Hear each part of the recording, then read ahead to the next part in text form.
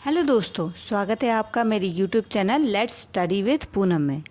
जैसा कि पिछले वीडियो में हमने नेपोलियन द्वारा फ्रांस में किए गए सुधारों के बारे में चर्चा की थी, आज हम उस चर्चा को आगे बढ़ाएंगे कि जैसे कि अपने इन सुधार कार्यों की वजह से नेपोलियन का आत्मविश्वास चरम सीमा पर था।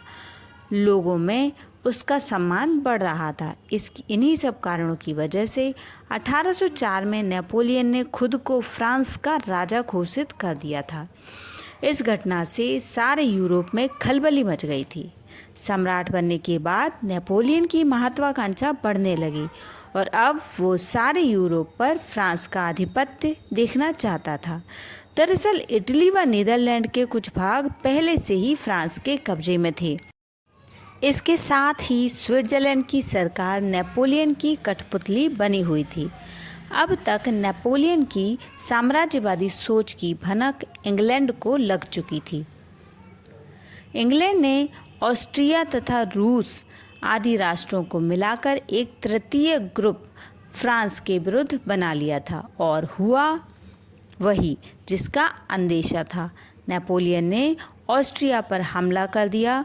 चूँकि ऑस्ट्रिया पहले से ही तृतीय गुट का हिस्सा बन चुका था, इसलिए नेपोलियन को अब केवल ऑस्ट्रिया से नहीं, इंग्लैंड और रूस से भी लड़ना था। एक बार फिर नेपोलियन ने अपनी कुशल सेना की मदद से ऑस्ट्रिया को हरा दिया और सभी युद्धों में नेपोलियन ने जीत हासिल की, सिवाय एक युद्ध को छोड़कर, और वह था इंग्लैंड का रॉयल नेवी के साथ लड़ा गया युद्ध। इसमें कोई संशय नहीं था कि इंग्लैंड की रॉयल नेवी उस समय सबसे बेहतरीन जल सेना थी और नेपोलियन यह बात भली प्रकार जानता था। इस युद्ध को ट्रफलगार के युद्ध के नाम से जाना जाता है। यह युद्ध एक जल सेना का युद्ध था जो 1805 में लड़ा गया था।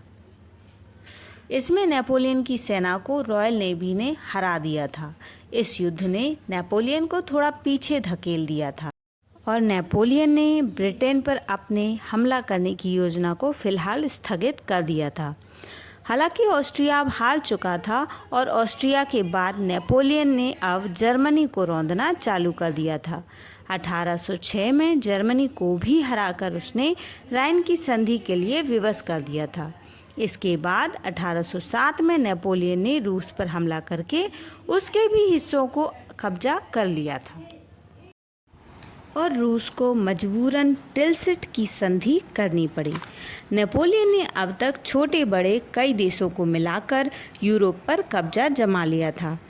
अब केवल कुछ ही लोग उसकी पहुंच से बाहर थे। उसमें ब्रिटेन, ऑटोमन साम्राज्य, पुर्तगाल और स्वीडन ही बचे थे, जबकि बाकी देश जैसे Russia, Belgium, Netherlands, Spain, Germany, आधुनिक पोलैंड, बाल्कन देश नेपोलियन के अधीन हो चुके थे।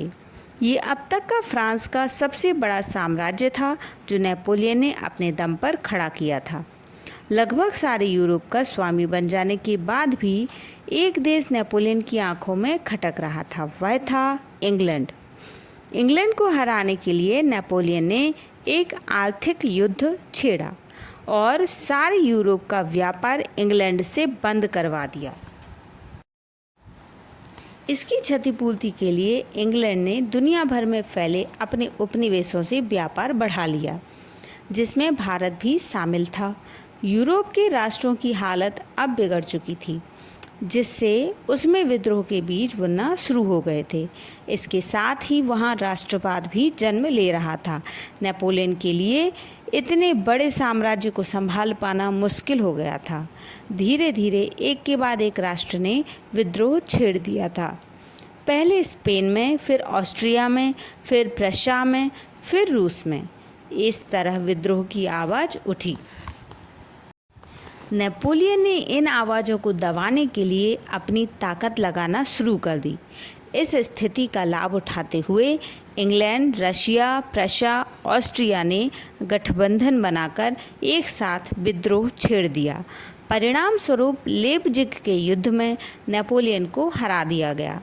इस हार के बाद नेपोलियन को आत्मसमर्पण करना पड़ा और 1814 में उसे पेंशन देकर इटली के पास एल्बा नामक छोटे से द्वीप पर भेज दिया गया।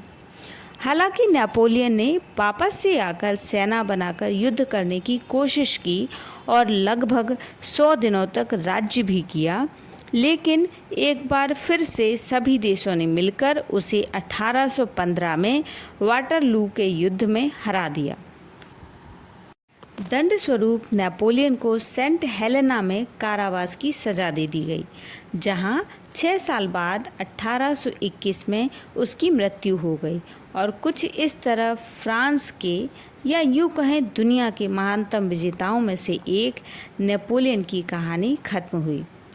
नेपोलियन के जीवन को देखा जाए तो यह पता चलता है कि जो नेपोलियन एक हीरो की तरह बढ़ा था, उसकी महत्वाकांक्षाएं इतनी बढ़ गईं कि उसकी सोच साम्राज्यवादी हो गई। लोग उसे एक डिक्टेटर और तानाशाह की तरह देखने लगे। नेपोलियन यह मानने लगा था कि जनता स्वतंत्रता नहीं समानता चाहती है, इसलिए उसने धीरे धीरे स्वतंत्रता को कुचलना चालू कर दिया था। निसंदेह नेपोलियन एक क्रांति पुत्र था, लेकिन धीरे धीरे उसने क्रांति को कुचलना चालू कर दिया था।